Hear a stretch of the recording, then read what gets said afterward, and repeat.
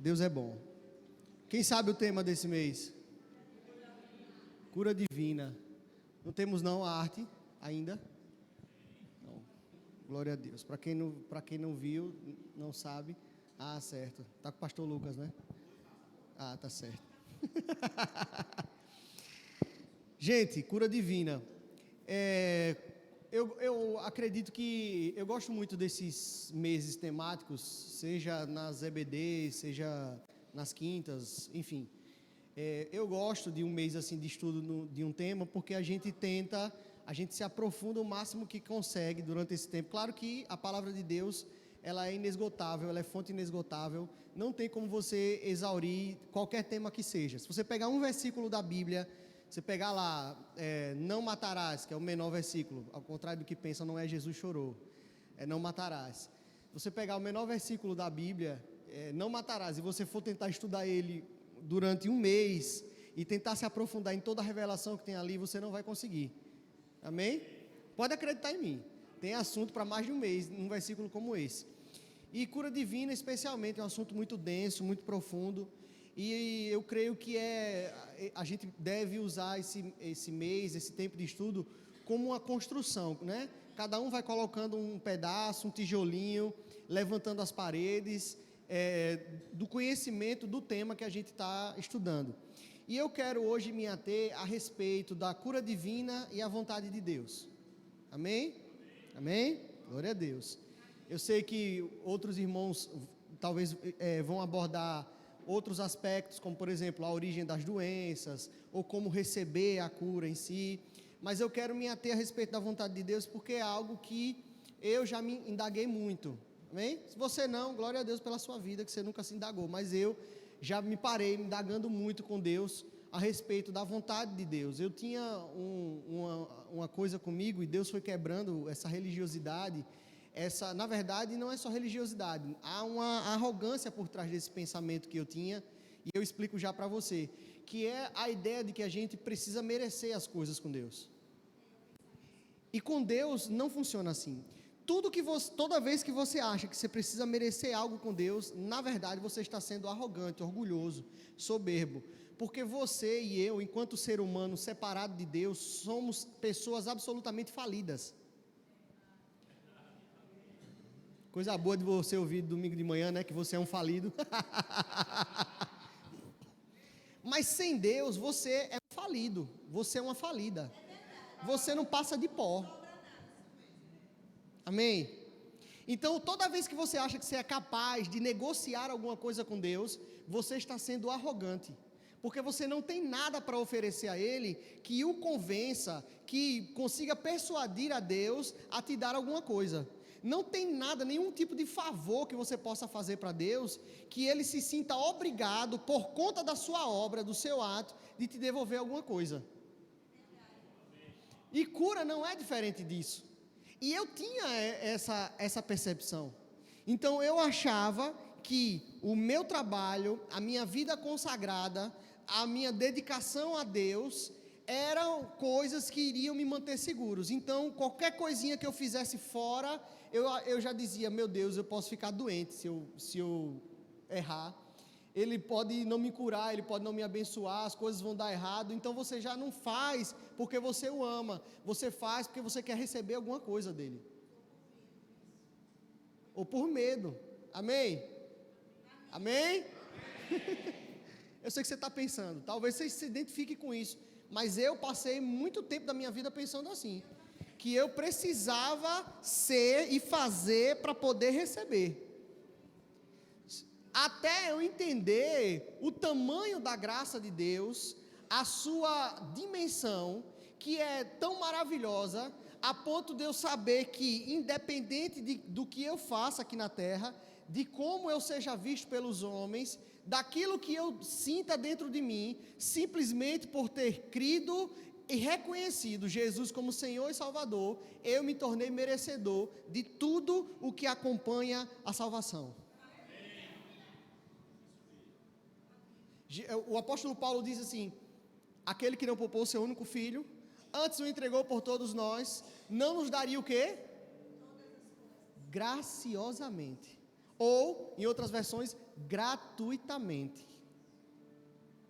Ele nos deu gratuitamente, ou seja, Ele não nos deu porque a gente um dia foi bonitinho e veio para o altar. Não, Ele nos ofertou a graça. Ele nos ofertou a salvação. Ele nos atraiu até Ele. E nós simplesmente aceitamos essa graça, reconhecendo que Ele é Senhor e Salvador das nossas vidas. Ele retirou as vendas dos nossos olhos, as amarras do pecado, e a gente foi capaz de dar um passo em direção a Ele. O resto, Ele fez tudo. Amém? Essa é a doutrina arminiana que nós cremos. Ele retira as amarras do pecado, porque o homem por si só não conseguiria ir até Ele, tem a iniciativa de ir até o homem, e aí, com a sua palavra, Ele nos atrai, nos constrange, e nós simplesmente reconhecemos e aceitamos. Então, cura, e eu vou falar um pouco sobre isso, assim como todas as outras bênçãos do que o irmão Reagan chamava de evangelho pleno, ou seja, por que evangelho pleno?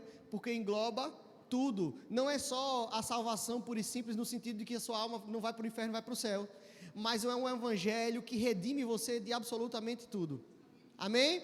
O que o apóstolo Paulo diz aos Gálatas, ele diz: Cristo nos libertou da maldição do pecado, fazendo-se maldição em nosso lugar, porque está escrito: maldito todo aquele que for pendurado no madeiro, para que a bênção de Abraão chegasse até nós. Ou seja, o que é a bênção de Abraão? A bênção de Abraão englobava prosperidade, saúde, amém? Sucesso em vida, sucesso pós-vida dessa terra. Então o evangelho pleno, o evangelho que nós cremos, que essa igreja crê, que esse ministério crê, é um evangelho que redime você de todo o mal. Amém? Por completo. Mas isso não tem nada a ver com o que você faz. O mérito não é seu em absolutamente nada. É por isso que não nos cabe olhar para fulano, ciclano, e dizer: fulano é mais abençoado do que eu, é mais curado do que eu, fulano é mais feliz do que eu, porque fulano soube receber melhor do que você. Mas eu oro mais, mas eu prego mais, mas eu sou mais santo. A questão é que não tem a ver com isso, não tem a ver com você.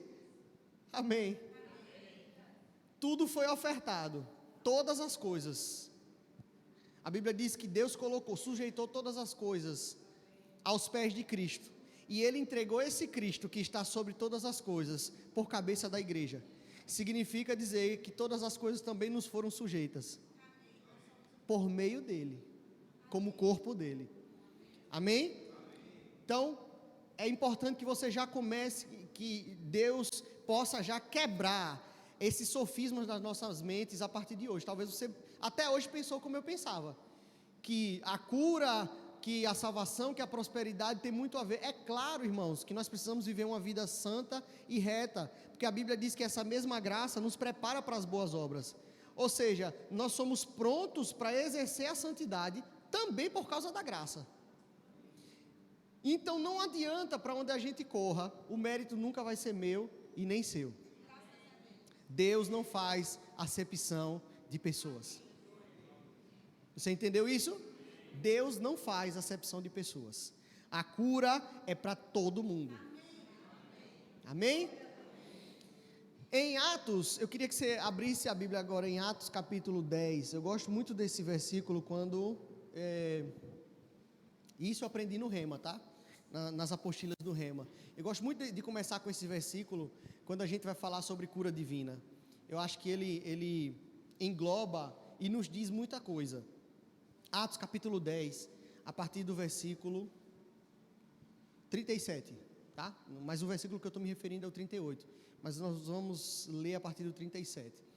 Eu quero que você entenda que a Bíblia diz lá em Gênesis que Deus criou o homem segundo segundo a sua imagem o criou. Aí eu vou lhe perguntar: Deus é doente?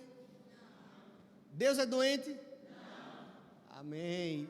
Você foi criado à imagem dele, então você é doente? Não. Você foi criado para ficar doente? Não. Amém? Existia uma imagem original, que é a imagem do Deus Altíssimo, perfeito, santo, e quando Deus cria o homem, a primeira coisa que ele diz é: domine o homem. Você está aqui? Escute, escute. A primeira coisa que Deus diz quando ele cria o homem é: domine o homem. Deus estava basicamente criando uma espécie de embaixada. A terra é a extensão do reino de Deus, que começa nos céus. A Bíblia diz em Gênesis 1:1 o quê? No princípio criou Deus o quê? Primeiro o quê? Depois? A terra é a extensão do reino de Deus. E ele colocou alguém aqui para dominar em seu lugar. Amém? Ele quis confiar autoridade a alguém que ele mesmo criou, segundo a sua imagem, a sua semelhança, com o seu caráter, com as suas características, para que dominasse na extensão, naquilo que seria a extensão do seu reino. Amém? Isso é tão verdade que Jesus, quando vier reinar no milênio, vai reinar na... Amém? Para mais aprofundamento sobre o tema, você procura o professor de escatologia. Que nem eu. Mas antes da gente ler o versículo, sendo o homem criado à imagem e semelhança de Deus, criado para dominar, perfeito como ele, curado, são como ele, nós precisamos entender que tudo que veio de corrupção e de mal depois disso, não tem a ver com Deus. Amém? Eu vou mostrar isso para você nas escrituras hoje, tá certo? Tudo que veio de ruim na terra depois disso, não tem a ver com Deus. Outro dia eu estava lendo um artigo de um biólogo ateu, e ele tentando falar sobre o método indutivo, né, a indução, e o método empírico, né, de experiência da ciência. Eu até mandei, depois fiz um resuminho, mandei para a tia Cássia outro dia. E eu estava lendo esse artigo desse biólogo ateu, darwinista, e ele dizendo que a gente não pode dizer que a natureza é perfeita, porque ela é cheia de imperfeição e de defeito. Amém? Óbvio, isso já é um tema para um outro momento, que nós não cremos em Deus, nem atribuímos a criação por conta da perfeição ou não da natureza, mas sim por conta da complexidade. O que é que eu quero dizer com isso? Seriam muitos fatores aleatoriamente juntados para que a vida existisse no planeta Terra. Você pode pesquisar isso daí, não sou eu que estou dizendo, é a ciência que vai lhe dizer. Se a atmosfera fosse um pouquinho de nada assim, se fosse mais um pouquinho de nada assim, se a pressão fosse um pouquinho de nada assim, se isso acontecesse desse jeito, não fosse ali, aquele cálculo não fosse tão exato, não existiria terra, não existiria vida na Terra. Então, a complexidade da Terra, da vida, do ecossistema, aponta para um design inteligente. Assim nós cremos. Amém? Pronto. Mas por que eu falei isso? Porque na minha concepção, quando eu leio as escrituras e eu observo o que Deus fez, a Bíblia diz que tudo que Deus fez, ele olhou e achou o quê? Que era? Ele olhou e viu que era bom, ou seja, ele fez tudo perfeito. Mas o pecado, irmãos, ele é tão maligno, ele é tão destrutivo, que ele arrastou a perfeição da criação de Deus para as imperfeições, para as distorções. Amém? E é por isso que hoje, nem mesmo a natureza, ela é perfeita. E o apóstolo Paulo, sabendo disso, lá em Romanos capítulo 8, ele diz: olha, toda a criação anseia pela manifestação dos filhos de Deus. Por quê? Porque ela está afetada por esse pecado. Aí ele continua dizendo, e não só ela, mas nós também ansiamos pela manifestação dos filhos de Deus. Por quê? Porque nós carregamos a imagem original. Nós carregamos a perfeição. A imagem original do Deus Altíssimo é manifesta através da minha e da sua vida.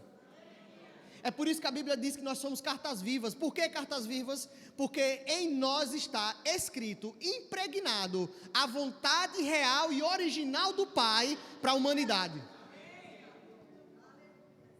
É por isso também que a Bíblia nos chama de justiça de Deus. Você é justiça de Deus, porque você foi a sentença de Deus contra o pecado, contra a distorção do diabo, contra as doenças, contra a morte, contra a maldade. Você é a sentença de Deus condenando Satanás na terra. Isso é a justiça, ser justiça de Deus. Amém? Eu estou falando tudo isso, irmãos, para que se gere fé no seu coração e você entenda a verdade, como a tia Cássia gosta de dizer, as verdades da palavra. Eu estou tentando impregnar no seu coração as verdades da palavra de Deus, a verdade de Deus, a absoluta de Deus, que o diabo tenta distorcer a todo tempo. Se você não olhar para essas verdades, você vai se convencer de que a doença é um processo natural, que todo mundo tem que passar, que tem que acontecer, que nem sempre Deus quer, e com isso o diabo vai cauterizando a sua mente e mantendo você numa prisão. Porque as fortalezas, a Bíblia diz que as nossas armas não são carnais, mas são poderosas em Deus para destruir as fortalezas do diabo. As fortalezas estão na mente. Deixa eu explicar para você que as fortalezas de Satanás, elas estão na mente das pessoas. Ainda que o corpo peque, ele peca como resultado de um processo que se iniciou na mente. Como é que eu sei disso? Tiago, capítulo 1, ele diz, olha, o pecado, ele começa, acho que é o versículo 17, ele diz, o pecado, 14, ele diz o seguinte, o pecado vai começar iludindo, ele ilude e arrasta. Ilude e arrasta. Alguém é iludido primeiro? Aqui. Mesmo os pecados sexuais, que são pecados do corpo, contra o próprio corpo, eles começam na mente. O corpo só responde aquilo que a mente recebeu primeiro. O corpo só responde ao que a mente recebeu primeiro. Você entendeu isso? Então, a redenção de Cristo é a restauração do status quo. O que é diacho de status quo, Samuel? É uma linguagem que a gente usa muito no direito. É a restauração do estado original. De como as coisas deveriam verdadeiramente ser. Amém? Às vezes a gente encontra ideologias, eu vou citar o marxismo especificamente, porque o marxismo ele tem um arcabouço de ideias que aponta para um estado que a gente chama de estado escatológico. O que é isso? É um estado pensado, imaginado para o futuro, de perfeição econômica. Marxismo puramente dito, não estou falando de marxismo cultural, enfim. Não estou falando nesse caso da doutrina sociológica, mas principalmente econômica. No campo da economia, ele entende que todo mundo iria chegar num estado perfeito, onde todo mundo ia ter as mesmas coisas, viver no mesmo nível, ninguém ia ser pobre, ninguém ia ser rico, etc, etc, etc. Essas ideias, e quando a gente parte para o campo social, também vai mais aprofundado, aquela coisa do desconstruir para construir, enfim... Essas engenharias sociais apontam para um estado de perfeição que a gente não vai encontrar na economia, não vai encontrar na sociologia, não vai encontrar na filosofia. Irmãos, eu posso não ser nenhum filósofo, nem o maior dos estudiosos, mas pode acreditar, eu também já procurei nessas coisas. Eu também já fui estudar para entender essas coisas. E em nenhuma dessas doutrinas, eles vão conseguir encontrar o estado de paz que é prometido nessas engenharias sociais. Um estado perfeito, de pura perfeição e harmonia entre o homem, a natureza e Deus, só se encontra se o homem viver de acordo com a palavra. O primeiro a idealizar um estado de natureza perfeito foi Deus. Quando criou todas as coisas, cria o homem e diz, agora domine sobre isso. A única maneira da felicidade ser geral e completa é por meio do Evangelho de Cristo, que é o poder de Deus para a salvação, primeiro do judeu, mas também do grego. Os judeus e os gentios, todos unidos por meio de um Evangelho, o estado original, a imagem original de Deus.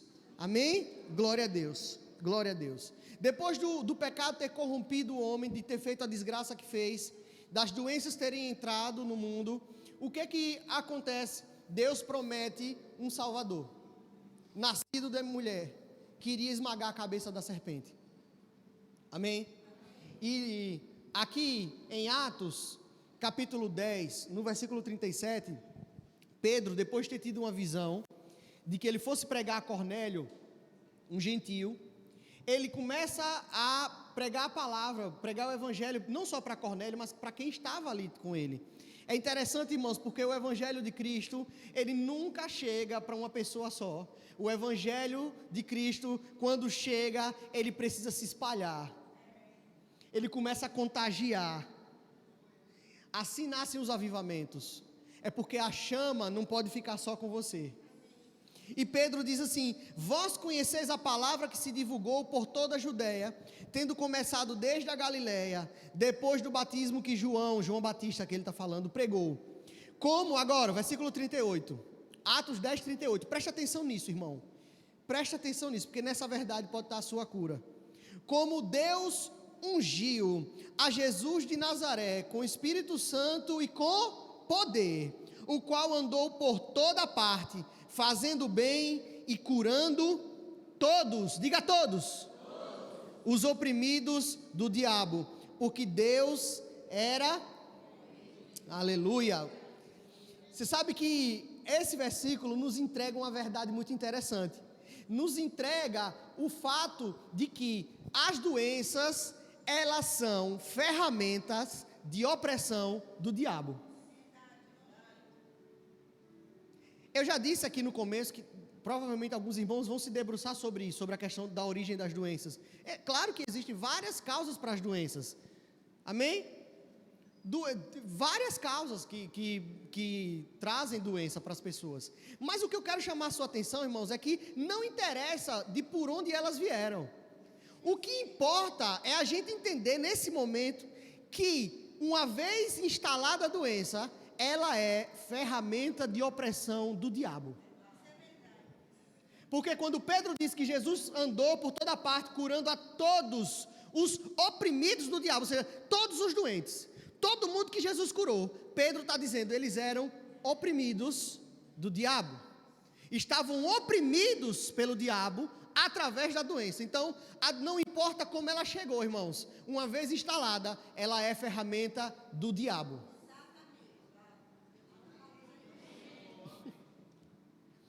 Sabendo que ela é ferramenta do diabo para a opressão, nós já também temos uma outra dica, uma outra pista muito importante. Sendo ferramenta do diabo para a opressão, não tem como ela ter vindo de Deus. Outra verdade, ela não vai ser ferramenta de Deus para te ensinar nada. Se ela é ferramenta do diabo para oprimir, não tem como ela ser ferramenta de Deus para te abençoar de alguma maneira. Porque da mesma fonte não pode jorrar água doce ou amarga. Então o diabo está mentindo para você quando ele tenta lhe convencer de que Deus queria que você estivesse doente. Ele está mentindo para você. E ele mente para você, porque se você achar isso, você não se levanta, se põe contra isso e manda para fora aquilo que não pertence ao seu corpo. Você vai continuar sob o jugo dele, da opressão, porque você não consegue entender que na verdade é ele quem está agindo e só ele que está ganhando com aquilo. Fazendo você pagar uma dívida que já foi paga. Ele curou a todos os oprimidos do diabo. Lá em 1 de João, capítulo 5, no versículo 14, nós encontramos, 1 de João, eu queria que se pudesse, por favor, colocasse aqui, 1 de João, capítulo 5, versículo 14, nós vamos encontrar o versículo que muita gente se apoia para dizer que nem sempre você vai ser curado. para um escudo que muita gente usa para que a gente não se revolte contra a opressão do diabo. Quando eu falar de opressão do diabo, eu estou falando de doença, amém, irmão? Já está mais do que provado que doença é ferramenta de opressão de quem? Do diabo. Olha só, 1 de João 5,14 diz o seguinte, por favor, 1 de João 5,14. Se você está com a Bíblia, abra aí, por favor, para você acompanhar o que diz. 1 de João 5,14 diz assim: e esta é a confiança que temos para com, que se pedimos alguma coisa, segundo o que? A sua vontade. A próxima. Tá certo, isso. De acordo com a vontade de Deus. Aqui está na King James, eu estou lendo na Ara. Mas não tem problema não, é a mesma verdade. De acordo com a sua vontade, temos certeza que Ele nos dá. Aí muita gente usa isso e diz assim, mas se não for a vontade de Deus, que a pessoa fique curada. Se Deus quer que a pessoa continue doente, primeiro, eu quero que você entenda que, de acordo com o que a gente já estudou até aqui, nesse momento, nessa hora agora, 11h01 de domingo, 8 de outubro de 2023, você já entendeu que doença é opressão de quem? É uma ferramenta do diabo. Se você disser que Deus quer que você continue doente, você está assumindo de que Deus quer que o diabo continue oprimindo você.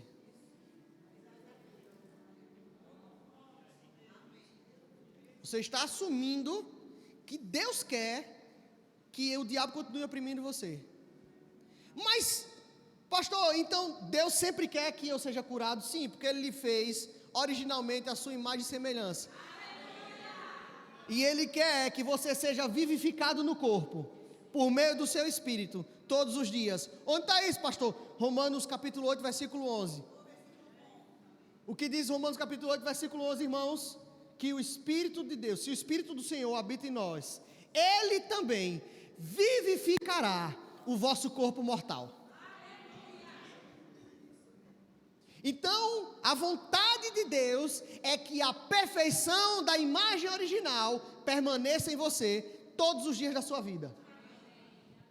Eu postei essa semana, ontem, uma senhora de 105 anos, ela falando o Salmo 121, 105 anos,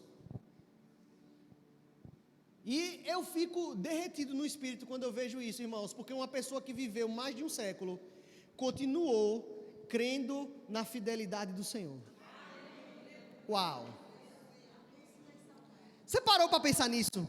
Ela viveu mais de 105 anos, e até os últimos dias, porque no ano seguinte, menos de um ano depois da postagem daquele vídeo, ela partiu.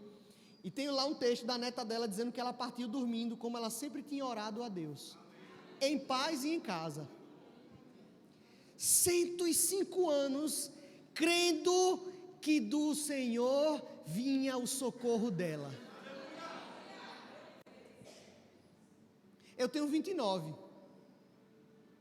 Os 30 já estão batendo na minha porta. E eu fico pensando, meu Deus, como eu tenho a aprender e a me apegar mais ao Senhor.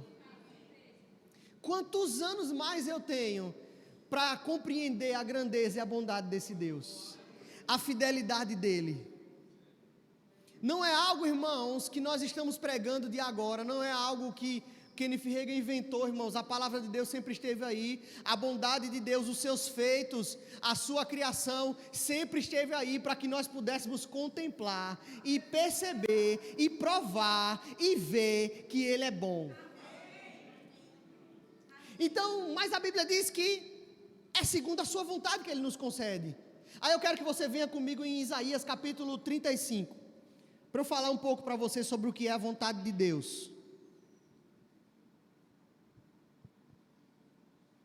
Isaías capítulo 35. Vamos lá. Nós vamos ler o capítulo todo. Calma, só tem 10 versículos. Isaías 35, eu quero que você leia comigo, por favor. Eu quero que você se edifique comigo. Diz assim, olha, Isaías 35, ele falando sobre Jesus, presta atenção nisso, porque Isaías estava profetizando sobre a minha e a sua realidade. Ele diz assim, olha, O deserto e a terra se alegrarão. O ermo exultará e florescerá como narciso. Narciso é flor, tulipa, tá certo? E o ermo que ele está falando é deserto. Ele florescerá abundantemente, jubilará de alegria e exultará. Deu-lhes a glória do Líbano, o esplendor do Carmelo e de Saron. Eles verão a glória do Senhor, o esplendor do nosso Deus. Ele está falando de terras gentias. Ele está falando, aqueles que não são judeus, mesmo aqueles que não são descendentes sanguíneos de Abraão, eles verão a glória do Senhor. Está falando de mim e de você. Ele faz questão de nos incluir aqui, irmão. Aí ele diz assim, versículo 3: fortalecei as mãos frouxas e firmai os joelhos vacilantes. Dizei os desalentados de coração, sede fortes, não temais, eis o vosso Deus, a vingança vem, a retribuição de Deus, Ele vem e vos salvará. Uou! Aí, no versículo 5, ele explica que vingança é essa. Ele diz, então se abrirão os olhos dos cegos, e se desimpedirão os ouvidos dos surdos.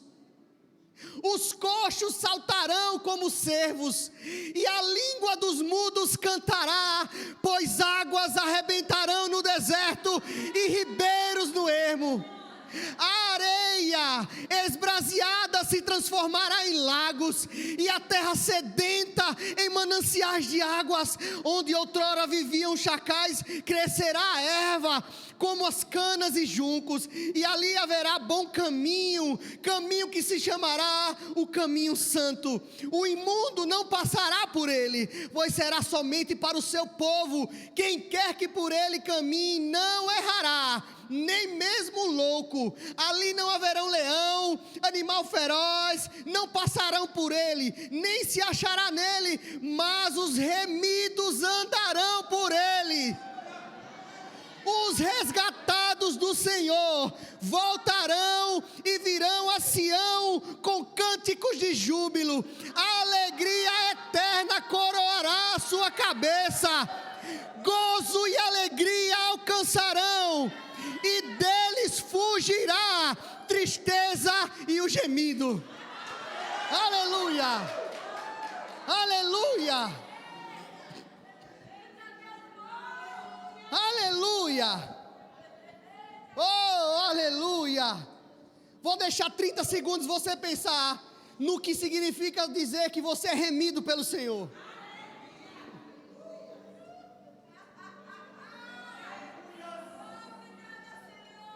Aleluia! Aleluia! Eu sou remido. É de mim que ele está falando. É de você que ele está falando. A alegria coroará.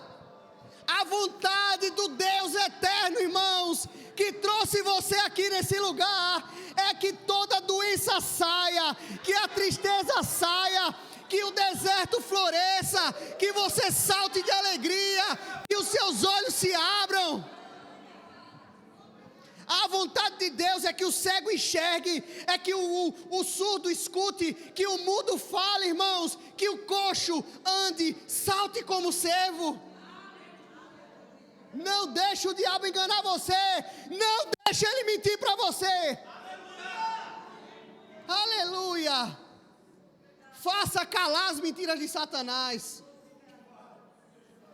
Aí você olha para esse capítulo 35 de Isaías, e você se lembra do que Pedro disse: ora, como ele ungiu a Jesus de Nazaré, que andou por toda parte, curando todos os oprimidos do diabo. Todos. Porque está escrito que para isso se manifestou o Filho de Deus, para desfazer as obras do diabo. Aleluia! Aleluia! Aleluia! Aleluia! Eu vejo como troncos, como estacas se quebrando aqui hoje. Mentiras de Satanás. Aleluia! Deus está demolindo fortalezas hoje nessa manhã. Ele está demolindo. Aleluia. Na minha e na sua mente, irmãos. Aleluia. Oh, aleluia.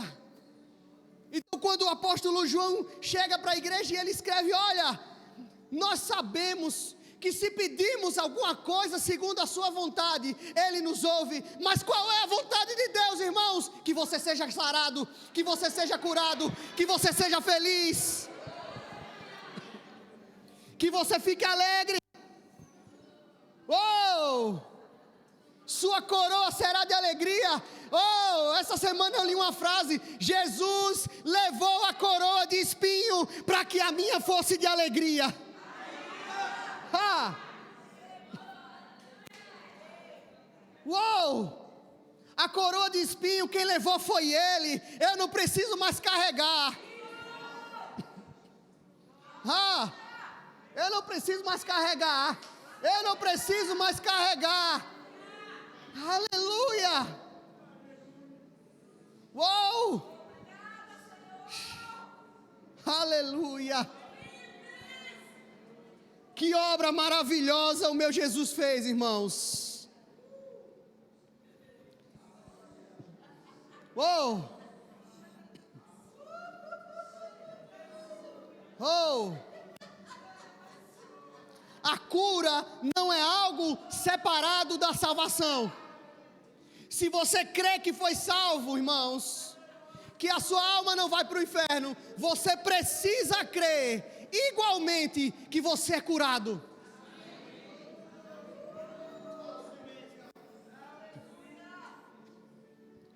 Aleluia. Lá em Lucas capítulo 5, versículo 20. A Bíblia relata, Lucas 5, 20. A Bíblia relata dos amigos que pegaram aquele coxo, jogaram ele, pastor Diego, pelo telhado, porque não tinha, a Bíblia diz que não tinha outro jeito do cara chegar até Jesus. Então, bons amigos que ele tinha, pegaram ele, desceram ele pelo telhado. E quando Jesus olha para aquele homem, irmãos, a primeira coisa que ele diz: homem, perdoados estão os seus pecados. Aí a Bíblia diz que aquilo escandalizou os escribas e os fariseus, os doutores da lei da época, porque eles acreditavam sim que precisavam merecer as coisas. A graça era um escândalo para eles. E aí Jesus diz: olhe, o que é mais fácil eu dizer? Perdoados estão os seus pecados, ou levanta-te e anda. Aí ele diz: mas para que saibais que o Filho do Homem tem autoridade para perdoar pecados, eu te ordeno, levanta-te, toma o teu leito e vai para casa. O que Jesus estava dizendo é: na minha cabeça, a obra da redenção é uma só. Você está entendendo? Ei, na cabeça de Cristo, quando Jesus andou pela terra, ele só pensava em uma coisa: a redenção da humanidade. Eu poderia citar aqui várias passagens para provar isso para você. Várias passagens. Você quer ver? Jesus, quando era pequeno, estava lá ensinando no templo. Os pais foram procurar ele, reclamar que ele sumiu. Ele disse: que tenho eu contigo, mulher, me importa fazer a vontade do meu pai. Ou seja, redenção se vinha primeiro pelo conhecimento da verdade. Ele precisava ensinar, ele precisava falar, ele precisava pregar. Quando ele fala de cura, ele fala de salvação junto. Mas na frente, quando ele está perto de morrer, ele diz: olha, mas quando o Filho do Homem for levantado da terra, atrairá muitos a eles. Mas na frente ele vai lá, é crucificado, na hora da morte ele diz: está consumado. A cabeça de Jesus, o foco de Jesus era uma só redenção, irmãos. E nessa redenção, que alcançou a mim e a você, estava incluído salvação, perdão de pecados, alegria, cura, irmãos, sabedoria, direção do alto, cuidado em todas as áreas da sua vida. Mateus capítulo 5, quando ele começa a falar no Sermão do Monte, lá no final, ele diz: buscar em primeiro lugar o reino dos céus. Aí ele diz: vocês valem mais do que as flores do campo, vocês valem mais do que a andorinha, do que os passarinhos, do que qualquer pardal. O vosso Pai cuida de vocês. Jesus trouxe uma só redenção. A obra de Jesus não é separada: salvação e cura, salvação e prosperidade. A obra de Cristo é uma só. Aleluia. É uma só, irmãos. Quando você recebe o pacote completo.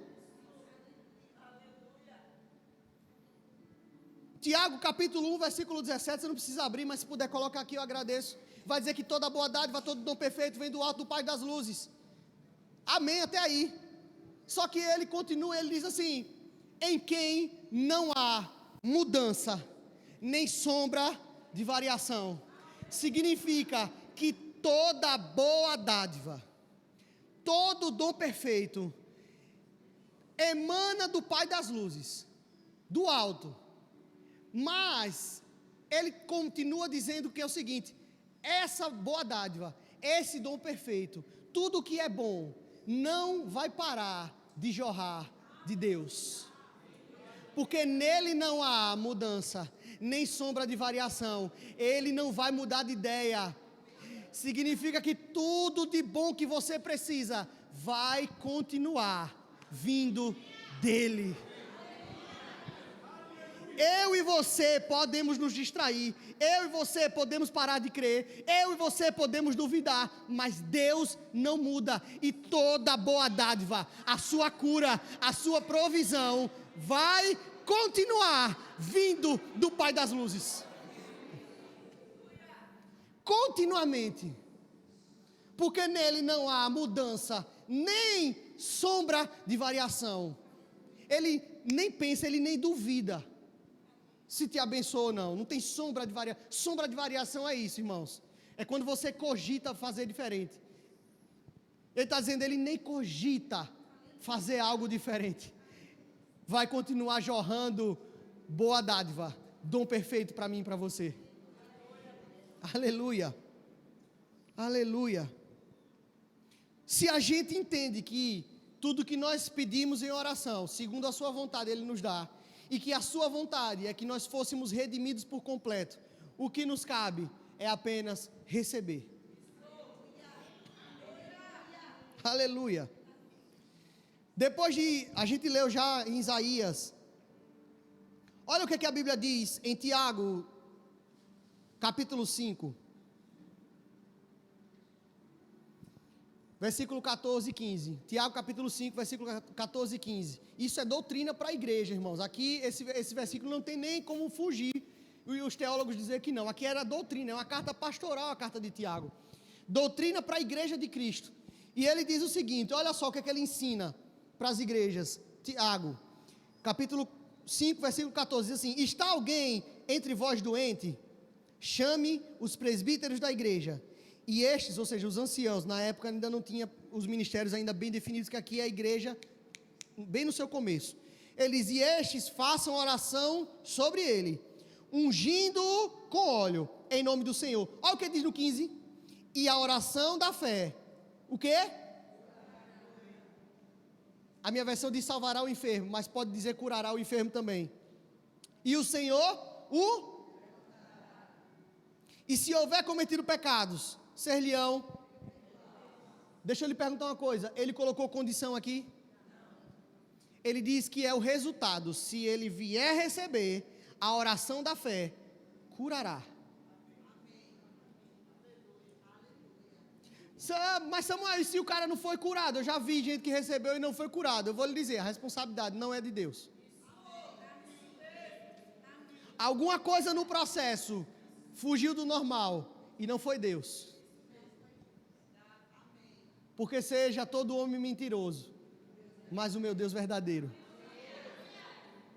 Tiago coloca como prática da igreja orar pelos doentes, dizendo que a oração da fé é suficiente para curar.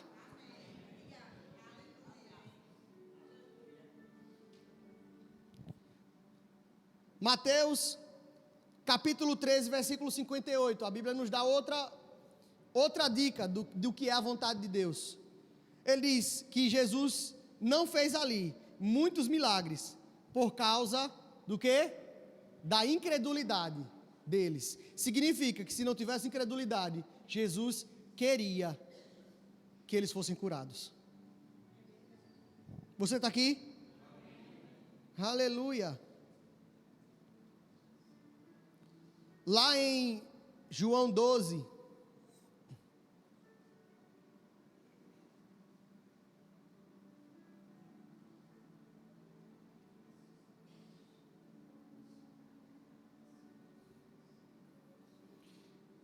João 12, Jesus fala o seguinte, sobre aquele povo que estava lá, aquela multidão que foi ouvir Jesus.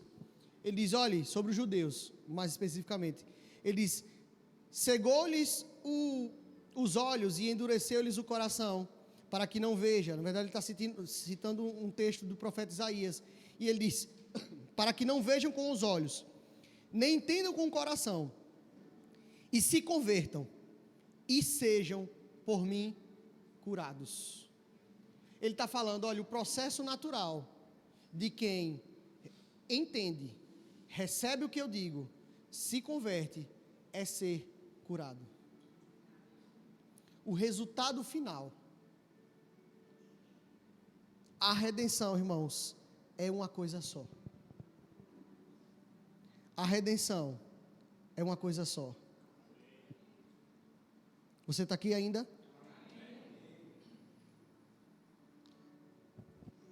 Lá em João, capítulo 5, versículo 6. A gente já está encerrando, mas eu preciso ler mais alguns versículos para você ver o quanto que Jesus nos ofertou salvação e cura o tempo todo. Qual era a vontade de Jesus quando ele andava na terra? Ele diz, João capítulo 5, versículo 6. Aliás, a partir do versículo 5. João 5, 5. Está falando daquele homem que estava lá no tanque, esperando que um anjo mexesse as águas. E estava ali um homem enfermo, havia 38 anos. Jesus, vendo-o deitado e sabendo que estava assim há muito tempo, perguntou-lhe, queres ser curado? Ei, escute, você entendeu isso? Aquele coxo não fez nada.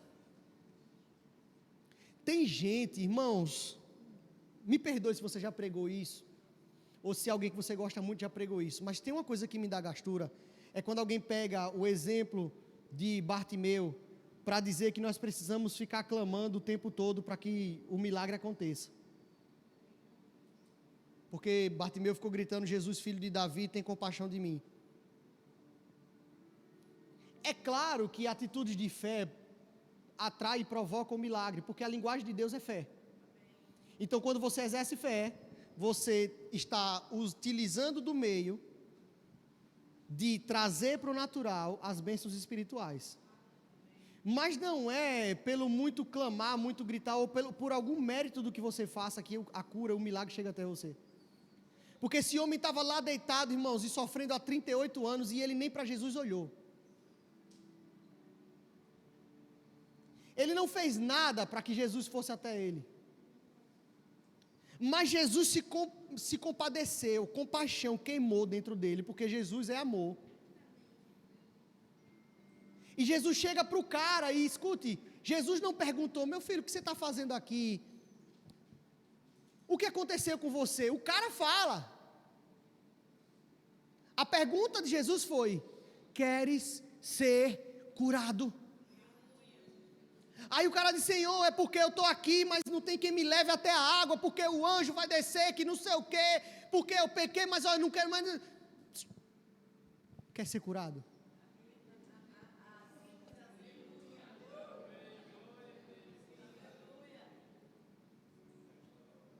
Como não nos daria gratuitamente todas as coisas? Você quer ser curado? Ele já chegou dizendo qual era a vontade dele. É basicamente, eu quero lhe curar, você quer? Quer ser curado?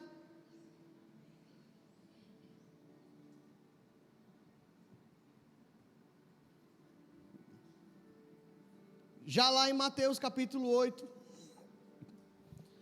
os leprosos chegam até Jesus. E muita gente chegava até Jesus para muita coisa, uns para xingar, outros para receber alguma coisa. E eles chegaram com grande multidão que o seguia, diz o versículo 1, quando ele desceu do monte. E o 2 diz que eis que um leproso, tendo se aproximado, adorou, dizendo: Senhor, se quiseres, podes purificar-me. Esse foi ele que abordou Jesus, fazendo uma coisa que era proibida pela lei da época. Ele era leproso e se aproximou de Jesus. Eu fico pensando no espanto da multidão ao redor. Todo mundo correndo, né? Chegou um leproso, se jogou no meio, a galera abriu. Aí ele chega até Jesus, já dizendo o que quer. Nesse caso, ele já chegou dizendo: Senhor, se o Senhor quiser, o Senhor pode me purificar. E Jesus deu um sermão nele, foi assim? Uma lição de moral. Explicou para ele que a doença dele era contagiosa, ele não podia chegar perto do povo. Perguntou se ele tinha se arrependido dos pecados dele. Perguntou se ele tinha orado hoje. Se ele era espiritual, se falava em línguas. Qual foi a resposta de Jesus? Ser limpo. Quero ser limpo. Quero ser limpo.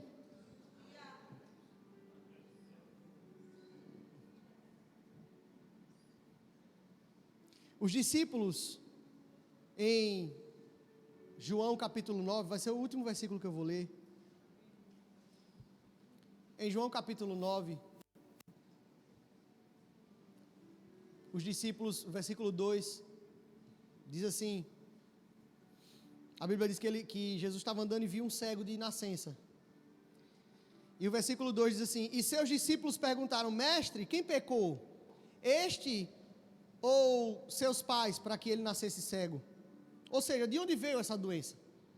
Aí Jesus respondeu: nem ele pecou, nem seus pais, mas foi para que se manifestem nele as obras de Deus.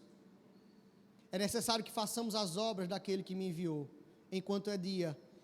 A noite vem, quando ninguém pode trabalhar. Ele está dizendo: olhe, o tempo é curto. Eu não quero saber por que você ficou doente. Eu sei que, vou dizer de novo, outros ministros até vão se debruçar sobre esse tema. As várias razões que alguém pode ficar doente.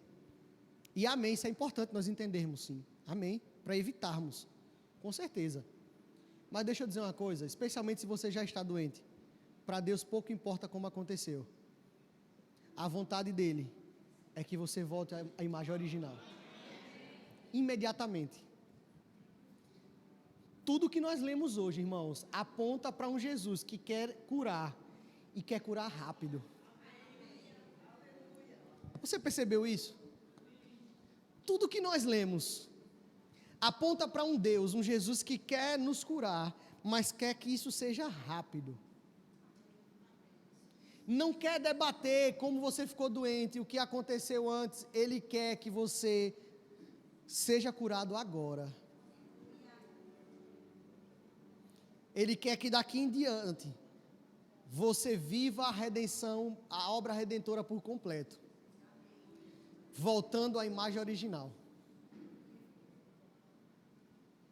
É por isso que ele não perdeu tempo, nem para responder os discípulos por que o cara nasceu cego, nem para explicar para o leproso nada, nem para o coxo que desceram a cama dele lá embaixo, que a primeira coisa que Jesus disse não foi: o que é isso que está vindo do teto? Não. Ele viu a fé e já disse logo: seus pecados estão perdoados. Levanta e anda.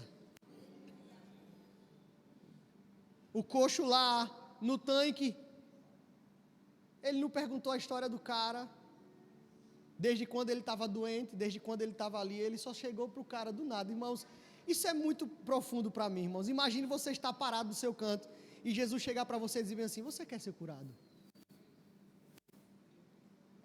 Você quer ser suprido? Eu não sei se todo mundo que está aqui já aceitou Jesus, já recebeu Jesus como Senhor e Salvador, mas imagine que Ele está chegando para você nessa manhã dizendo assim: você quer ser salvo? Talvez você que vai assistir essa mensagem depois, Ele está perguntando para você: você quer ser salvo? Você quer ser curado? Ou se você já tem muito tempo que vem questionando: Senhor, mas o Senhor não quer que eu seja curado? Ele está dizendo: quero, seja.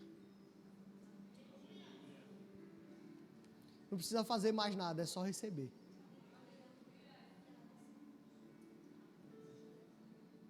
Pastor Diego, vem orar pelos...